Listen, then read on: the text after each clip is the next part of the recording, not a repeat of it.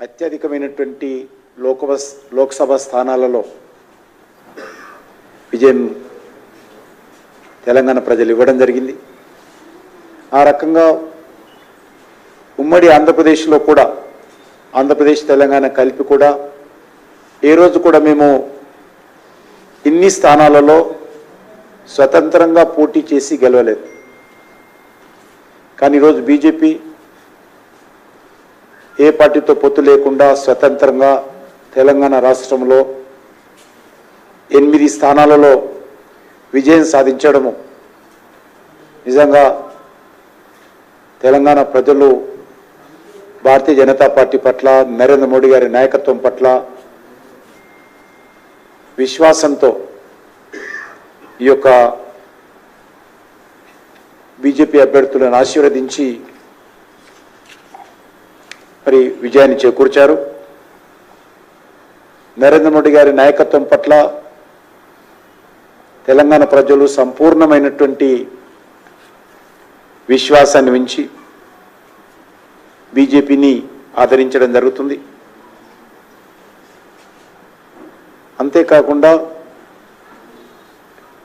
గణనీయమైనటువంటి voting కూడా ఎక్కడైతే మేము విజయం సాధించలేదో ఆ స్థానాలలో కూడా పెద్ద ఎత్తున ఓటింగ్ పర్సెంటేజ్ కూడా భారతీయ జనతా పార్టీ ఈ ఎన్నికల్లో పొందడం జరిగింది. చాలా తప్పుడు ప్రచారం, బీజేపీ గెలిస్తే రాజ్యాంగాన్ని మారుస్తారు, పేదలకు ఇస్తున్నటువంటి రిజర్వేషన్ తీసేస్తారు అనేటువంటి తప్పుడు ప్రచారం చేసినప్పటికీ కూడా అటు కాంగ్రెస్ పార్టీ బీఆర్ఎస్ పార్టీ ఇద్దరు కలిసి జతకట్టి మా మీద బురద జల్లినప్పటికీ విష ప్రచారం చేసినప్పటికీ కూడా తెలంగాణ ప్రజలు వాళ్ళ మాటలు నమ్మలేదు.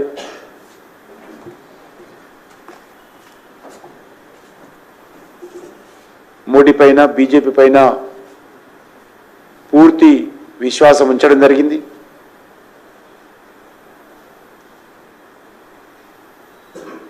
భారతీయ జనతా పార్టీ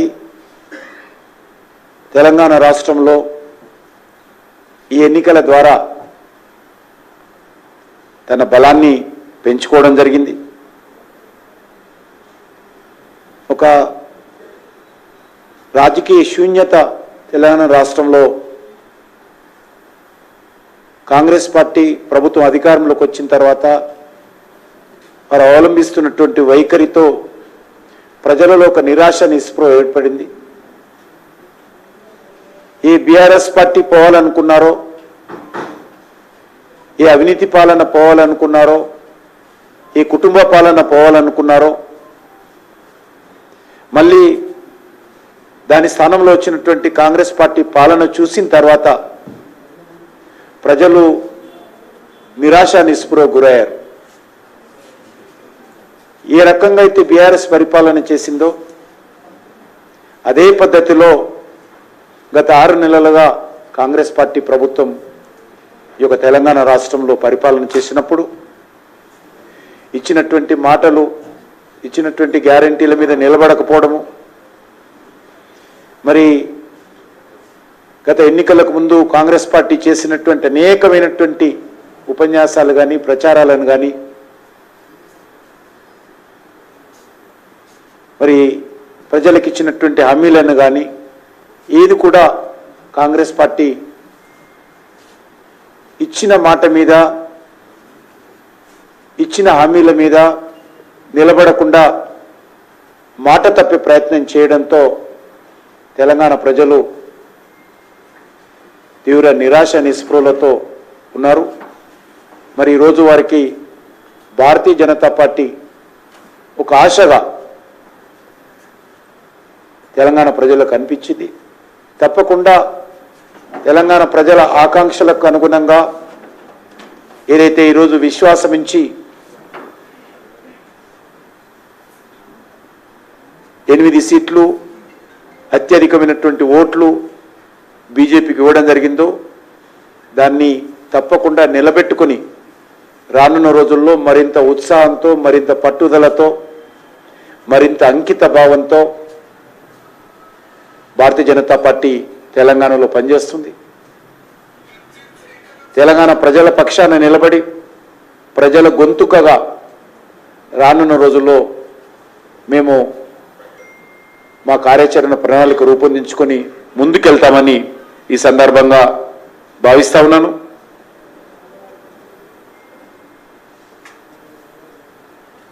ఈరోజు భారతీయ జనతా పార్టీ తెలంగాణలో ఒక ప్రత్యామ్నాయ రాజకీయ శక్తిగా ఈరోజు చాలా స్పష్టంగా ప్రజల ముందుకు రావడం జరిగింది. 6 నెలల క్రితం వరకు 10 సంవత్సరాల పాటు పరిపాలన చేసినటువంటి బీఆర్ఎస్ పార్టీ ఎన్నికల్లో పూర్తిగా తుర్చుకు పెట్టుకుపోయింది. కనీసము ఒక సీటు కూడా రాలేదు. వాళ్ళ కంచుకోటగా చెప్పుకున్నటువంటి మెదక్ సీటును కూడా ఈరోజు భారతీయ జనతా పార్టీ బద్దలు కొట్టి అక్కడ జెండా ఎగరవేయడం జరిగింది. అంతేకాకుండా నేను కాంగ్రెస్ పార్టీ ముఖ్యమంత్రి కూడా కోరుతా ఉన్నాను. రెఫరెండం అన్నాడు ఆయన, మేము దానికి స్పందించలేదు, అది వేరే విషయం. కానీ ముఖ్యమంత్రి ఎవరు అడగకముందే నా పరిపాలనకు రెఫరెండం అన్నాడు. మరి ఈరోజు కాంగ్రెస్ పార్టీ 50% సీట్లు కూడా రాలేదు. కాబట్టి ఏ రంగంగా దాన్ని రెఫరెండంగా తీసుకుంటాడో, మరి ఏమి ఆలోచన చేస్తారో తెలంగాణ ప్రజల ముందు చెప్పాల్సినటువంటి అవసరం ఉంది. ముఖ్యంగా మనకు తెలుసు, కాంగ్రెస్ పార్టీ ఫేక్ వీడియోలు తయారు చేయడము, ప్రజలను రెచ్చగొట్టేటువంటి ప్రయత్నం చేయడము, అసెంబ్లీ ఎన్నికల్లో ఇచ్చినటువంటి గ్యారంటీలు పక్కన పెట్టి కొత్త గ్యారంటీలు ఇవ్వడము, ఇవన్నీ చేసినప్పటికీ కూడా మరి కాంగ్రెస్ పార్టీ ఎన్నికల ఫలితాలు మనం అందరం చూశాం. 100 రోజుల్లో గ్యారంటీలు అమలు చేస్తాము, 100 రోజుల్లో హామీలు ముందుకు తీసుకెళ్తామని చెప్పినటువంటి కాంగ్రెస్ పార్టీ ప్రభుత్వము ఇచ్చిన మాట మీద నిలబడని కారణంగా అనేక సాకులు చూపుతూ, దేవుళ్ళ మీద ఒట్లేస్తూ ముఖ్యమంత్రి గారు కాలం గడుపుతున్నటువంటి పరిస్థితి చాలా స్పష్టంగా కనిపించింది. అందుకే ప్రజలు ఈరోజు తెలంగాణలో అత్యధికమైనటువంటి ఎన్నడూ లేని విధంగా బీజేపీకి పట్టం కట్టారు. తప్పకుండా ప్రజల యొక్క నమ్మకాన్ని, విశ్వాసాన్ని పదిలపరుచుకుంటూ మేము భవిష్యత్తులో మరింతగా మా యొక్క బలాన్ని పెంచుకునేటువంటి ప్రయత్నము, ప్రజల యొక్క ఆశీస్సులు పొందేటువంటి ప్రయత్నం చేస్తామనేటువంటి విషయాన్ని ఈ సందర్భంగా మనవి చేస్తా ఉన్నాను. కాంగ్రెస్ పార్టీ హామీలు ఇస్తుందే తప్ప అది శాసనసభ ఎన్నికల్లో కావచ్చు, పార్లమెంట్ ఎన్నికల్లో కావచ్చు, ఏ హామీలు ఏ రకంగా అమలు చేయబోతున్నారు, వాళ్ళకి సంబంధించినటువంటి రూపకల్పన ఏంటి, ఏ రకంగా వనరులు సమకూర్చుకుంటారు, ఏ విషయం పట్ల కూడా స్పష్టత లేని కారణంగా కూడా తెలంగాణ ప్రజలు ఈరోజు అయోమయంలో ఉన్నారు.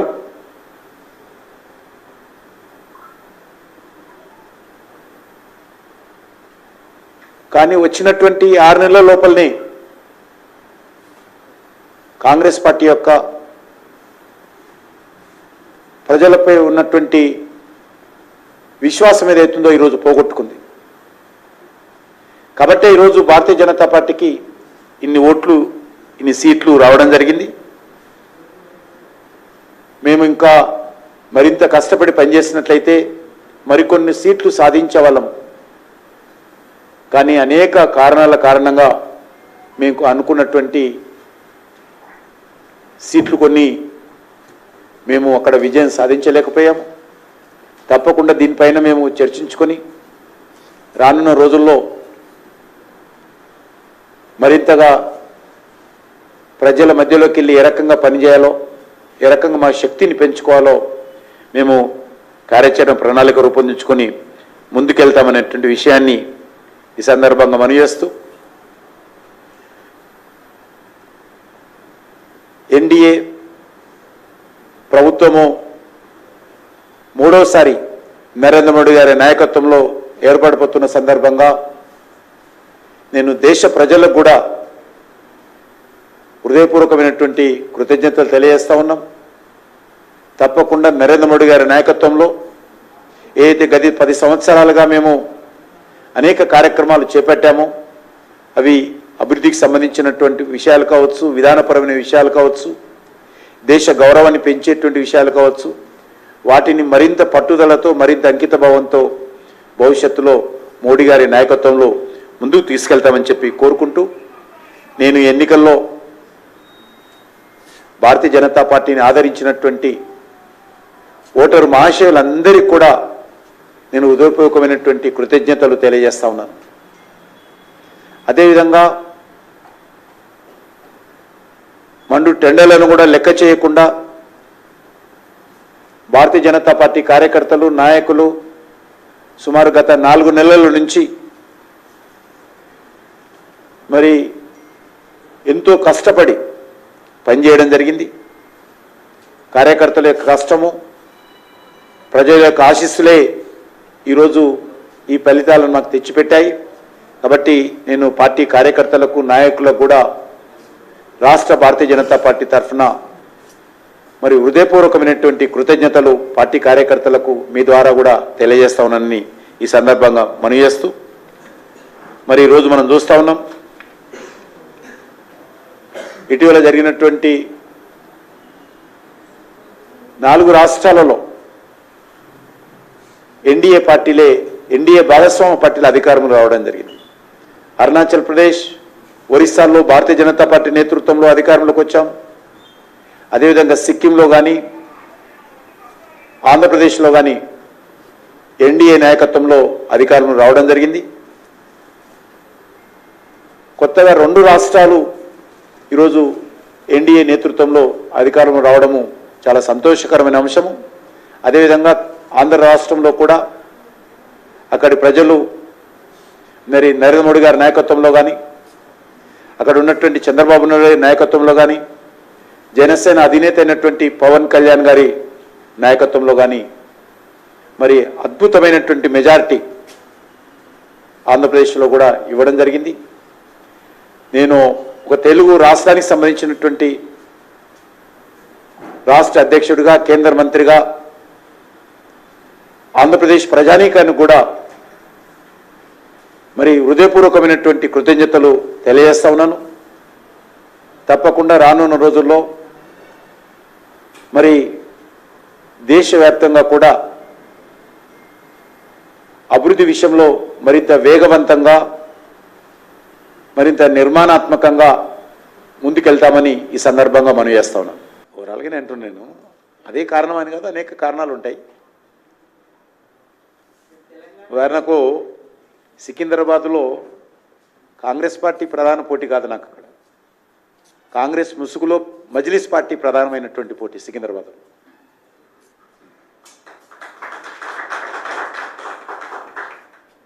సికింద్రాబాద్లో కాంగ్రెస్ ముసుగులో మజ్లిస్ పార్టీ ప్రధానంగా పోటీ చేసి మనల్ని ఓడించాలని. కాబట్టి దేశంలో అనేక రకాల కారణాలు ఉన్నాయి. అవన్నీ కూడా తప్పకుండా జాతీయ స్థాయిలో మా పార్టీ నాయకత్వం విశ్లేషిస్తుంది. ఎందుకంటే ఉత్తరప్రదేశ్లో ఈరోజు చూస్తే అది అభివృద్ధి విషయంలో కావచ్చు, మాఫియా విషయంలో కావచ్చు, గుండాయిజంల విషయంలో కావచ్చు, రౌడీయిజం విషయంలో కావచ్చు, మౌలిక వసతుల కల్పన కావచ్చు, లేకపోతే పేద ప్రజలకు న్యాయం జరిగే విషయంలో కావచ్చు, అద్భుతంగా మా ఎన్డీఏ ప్రభుత్వం కావచ్చు, లేకపోతే యోగి గారి ప్రభుత్వం కానీ, ఢిల్లీలో కేంద్రంలో మోడీ గారి ప్రభుత్వం కానీ ఉత్తరప్రదేశ్ కోసం పనిచేసింది. కాబట్టి ఏ రకంగా సీట్లు తగ్గాయనేటువంటి విషయంలో తప్పకుండా జాతీయ స్థాయిలో విశ్లేషణ చేసుకుంటాం. రానున్న రోజుల్లో దాన్ని సరిదిద్దుకునేటువంటి ప్రయత్నం కూడా చేస్తాం. అనేక రకాల తప్పుడు హామీలు ప్రజలకు ఇచ్చారు. కటాకట్ ప్రజలకు నెలవారీగా డబ్బులు ఇస్తామని. మభ్యపెట్టేటువంటి ప్రయత్నం చేశారు. మనం చూస్తున్నాం ఇప్పుడు వాళ్ళు ఇచ్చినటువంటి కర్ణాటకలో హామీలు ఏమైనాయి, హిమాచల్ ప్రదేశ్లో హామీలు ఏమైనాయి, తెలంగాణలో హామీలు ఏమైనాయి. ఈరోజు దేశవ్యాప్తంగా ఒక రాష్ట్రానికే దిక్కులేనటువంటి పరిస్థితులు ఉంటే ఇంత పెద్ద 140 కోట్ల దేశం ఉన్నటువంటి జనాభా ఉన్నటువంటి ఈ దేశంలో వారు ఇచ్చినటువంటి హామీలు మరి ప్రజలను మభ్యపెట్టేటువంటి ప్రయత్నమే తప్ప వాస్తవంగా అమలు జరిగే హామీలు కావు. కూడా తెలంగాణ ప్రజలు నమ్మలేదు. ఎందుకంటే కాంగ్రెస్ పార్టీ ఏంటో గత 6 నెలలుగా అధికారంలోకి వచ్చిన తర్వాత స్వయంగా మళ్ళీ ఒకసారి అనుభవిస్తున్నారు కాబట్టి వాళ్ళ మాటలు నమ్మలే. % సరైన బట్టి ఓట్లు వచ్చింది. అట్లే ఓట్లు తగ్గలేము. బీజేపీ గతంలో వచ్చిన కంటే ఓట్లు పెరిగినాయి. పోలింగ్ పర్సెంటేజ్ పెరిగి ఉండొచ్చు కానీ బీజేపీ ఓట్లు తగ్గల. బీజేపీ గతంలో వచ్చినటువంటి 2019లో వచ్చినటువంటి ఓట్ల కంటే ఇప్పుడు పెరిగినాయి. బీజేపీకి వచ్చినటువంటి ఓటింగ్ పెరిగింది, సాంప్రదాయ ఓట్లు పెరిగింది. మాకు అన్నీ ఖమ్మం లాంటి కాన్స్టిట్యున్సీలో కూడా మాకు 1,77,000 ఓట్లు వచ్చినాయి. ఖమ్మం లాంటి కాన్స్టిట్యున్సీలో కూడా మరి వాళ్ళు ఎందుకు గెలవలేదట? వాళ్ళు కూడా మాకు సహకరించారా మరి అన్ని సీట్లలో?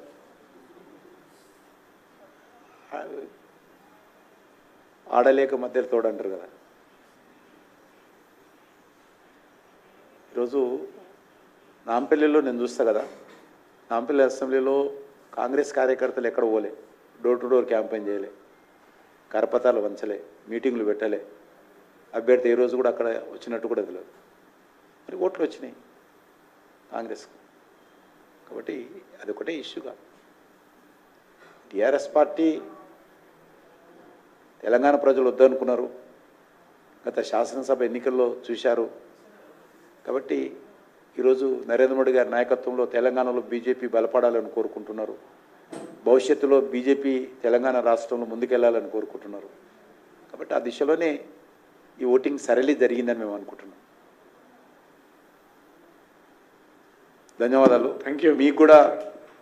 మీరు కూడా ఉదయం నుంచి రాత్రి వరకు రిపోర్టర్సు గత మరి మార్నింగ్ 6 నుంచి రాత్రి 11 వరకు కూడా మీరు ఉండి పనిచేశారు. మీ అందరికీ నేను రాష్ట్ర పార్టీ అధ్యక్షుడు హృదయపూర్వకమైనటువంటి కృతజ్ఞతలు, ధన్యవాదాలు తెలియజేసుకుంటున్నాను. మీ ఇంట్లో కుటుంబ సభ్యులు కూడా మా పార్టీని క్షమించాలని కోరుకుంటున్నాను.